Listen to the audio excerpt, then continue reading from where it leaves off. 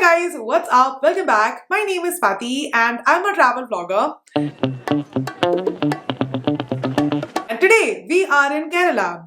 We are not traveling here. Actually, we will be traveling, but let me fill you in on a few details. So the last video that you saw on this channel, it was from Birbiling. So from Birbiling, Amod and I, we went to Jhansi.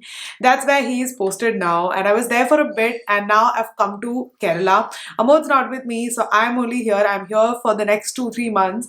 And from there, I'll go back to Jhansi. But for now, I'm here. So in today's video, we are going to talk about itinerary, like basically how you can make your own itinerary.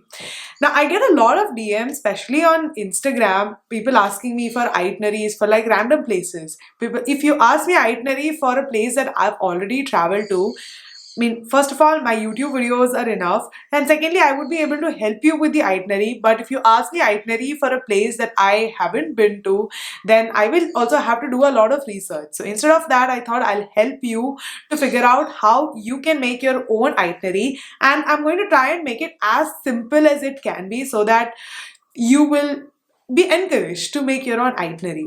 I feel like there are so many advantages of making one on your own. Of course, you can, go and buy it off the internet, or you can get a curated itinerary for yourself. And we all have those travel agents who can make everything, like who will give you the itinerary, do your bookings and everything.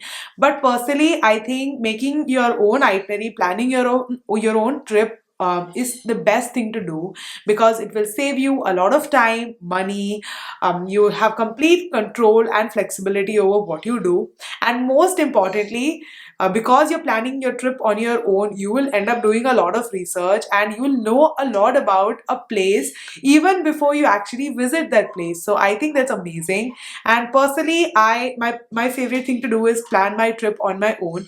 Now, even before you get to the itinerary part, you need to have three things figured out: the place, number of days, and the budget. Now, this definitely depends on you, where you want to go, how much you want to spend, and how many days you want to go for. So, depending on your budget and the number of days you have, you can definitely figure out a place. Nowadays, people find inspiration on Instagram and then they plan their trip. That's how they go about it. There's nothing wrong with it. It's amazing. So now, when you have these three things figured out, you can jump to making your own itinerary. And the first step would be to do your research. Now, research can be very in-depth research or can be a very preliminary research. Preliminary research is something that everyone should do. Basically, just do a very simple Google search. Things to do in X place. So things to do in Varkala. Say, I'm just giving Varkala as an example for this video, but don't take this itinerary seriously. It's just a very mock itinerary. So say you have 4 days in Varkala, and you have a budget of 15,000 rupees and you're traveling from Bangalore. Now, in your travel only, you will end up spending somewhere around 3,000 rupees if you're traveling by train. So 3K is gone. Now you have 12,000 rupees, 4 days in Varkala. How do you go about it? So when you do your preliminary research, you will find things that you can do, things everyone must do. And once you are satisfied with that and you have decided like what all the basic things that you should do, you can also do a very specific search based on your likes and dislikes. Now, in a place like Varkala, there's so many options. There are things for adventure seekers, and the place is known for yoga and Ayurveda. The place is known for cooking. So there's so many options. Now, depending on your personality, you can do an in-depth research on the things that you want to do. In my case, I like adventure, and if I'm in Varkala, for me, there are options like kayaking, surfing, paragliding, and all these things are something that I'm interested in. So I will do some specific research on that, basically to see where that option is available and how much it would cost, and if I have to travel really far for it. So you can figure out basically everything on Google. Our generation, the millennials, and now the Gen Zs, I think it's a very internet tech savvy generation, and I feel like in my case, everything that I find useful, I have found it on Google only. So Google is the best place to do your research, and the thing is it's free, so it's amazing. When you're doing your research, you can do your research on Google. Like I said, you can read blog posts. They are extremely informative and totally valuable. So you can read blog posts, you can watch YouTube videos that will help you to understand how a place exactly looks and if it's really worth visiting. You can do your research on Instagram, especially for those people who like to take pictures. On Instagram, you can find inspirations for like where or to get yourself clicked. Like when I went to Agra, if you've seen my post, you know we did a lot of creative shoots there, and a lot of pictures were inspired by pictures on Instagram, and that's how I went about it. And talking about pictures, you can also find inspiration on Pinterest. So that's up to you how you want to do it, but basically, to do your research, I definitely recommend you do a Google search, YouTube, and blog post. Now, once that is done, just dump whatever information you got on Google Docs. Google Docs is something that is free and everyone can access it. And just put everything. Don't think too much. Just put everything. Don't think like I want to do this. I don't want to do this. And from there you can pick and choose. Now that you have things on Google Docs mentioned, then you can look at it and see what you really want to do. Like what things you find ki, theek hai, this is boring, or this is interesting, or this is unique. What is worth your time? Now, once that is done, then you can go to Google My Maps, and that's where you will start pinning things. Like in the case of Varkala, there's so many beaches. So you can basically pin all these places and see where exactly it is. And if you want to do like kayaking, that happens in Munro, which is quite far from Varkala. Now, when you see it on the map, then you see that how far it is and if it's really worth going all the way. Even Jatayu is close to Varkala, but again, it's quite far. Even the lighthouse that you see, it's in Varkala. It's a Varkala by lighthouse, but it's a little far. But if you see all the beaches, the cliffs and everything, that's close by only.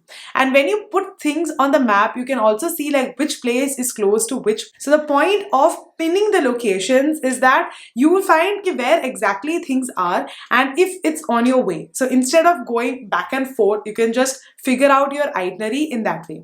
And when you see that something is really far, you can make a more informed decision if it's really worth going or not. And when you pin your thing, that is pin your locations, that's when you can figure out where exactly you want to stay. Now, but naturally, you might want to stay in an area where everything is close by so that you'll be spending very little money on transportation. So that's just something that Google My Maps will definitely help you with, and this is something that I do all the time. And when you have pinned everything, then you can figure out like that how you want to cluster it. Like on day one, say you want to cover 3-4 places. On day two, you might want to do just one thing if that's really time consuming. Say if I am going to Varkala and if my goal is to see beaches, go for surfing, go do everything, but at the same time I also want to go kayaking in Munro Island. I should not ideally be clubbing kayaking with going to a beach because those are really far away. Whereas I can club surfing with, seeing the beaches or going to cafes. So when you have something pinned on Google My Maps, you can really do this, and you can make it into clusters. Like on day one, I want to do these bunch of things, and day two, I want to do this. Now here comes the most important part. Weather forecast. This is something that you should definitely do. It can make or break your trip. So once you have cluster of days, like on day 1, day 2, day 3, day 4, you can go and see what the weather forecast is saying, what the prediction, what is it. Say on day 2 of your trip, it is sunny. It is better to do something for which you have to go really far, and if it's outdoorsy, it's better to do an activity like that on a day which is predicted to be sunny than to plan it on a day where it is going to be rainy. So this is something that I learned the hard way, and I know that it's not 100% accurate, but it can really save you a lot of time and frustration. Like if you've seen my McLeodganj vlog, it was rainy throughout. It was rainy and we couldn't really do a lot of things that we wanted to do. Now in our case, because Amod did not have a lot of leave, we could not plan anything either ways. But if I'm going on a trip on my own, this is this is one of the key things that I do. See the weather forecast. Now, depending on the weather forecast, I'll place my cluster of days in a way where, the outdoorsy or the things that I have to go really far for and it can get spoiled by rain, I would put it on on a day which is predicted to be sunny and bright, so that it so that there are very few chances of that day going ruined. So that's one thing that I do, and once I have all this done, I kind of know, like, on day one I want to do these bunch of activities, on day two I want to do these bunch of activities, and that's how essentially I go about it. Now, about the distances, prices, and things like that, like the logistics of that, you can easily figure out things on Google. Basically, if you want to say figure out how much surfing in Varkala would cost, you can just type on Google surfing in Varkala. There's so many service providers, jinke numbers and everything that would appear. Just call them up, just Google, and that's pretty easy to do. Likewise, about the distance, Google Maps, it's amazing. Why, I don't know why people don't really use it as much. You can figure out like what is the distance, and depending on that, you can figure out what mode of transportation you want to opt for. In a lot of places, you can rent your own vehicle, including Varkala, and in a place like Varkala, I think renting your own vehicle would be the cheapest option that is available. But at the same time, you could also walk to a lot of places. So yeah, this is a very basic way how I would go about figuring out my itinerary. Basically, three things. Do your research, pin things on Google My Maps, and then see the distances. And thirdly, just check the weather forecast and plan to do things like which are close by on the same day, and do it in a way that one place leads to the other, so that you will be saving a lot of time. And this is exactly how I would plan my itinerary, guys. I hope you found this video helpful, and give this video a thumbs up if you did. Consider subscribing if you're new to my channel, and let me know if you have any suggestions. By the way, like I said, I'm in Kerala for a bit, and if you want me to explore any specific place or any specific food, then let me know. I will see you all very soon. Basically, I'm traveling tomorrow and going to cover something that is very exciting, so stay tuned for that, and bye bye.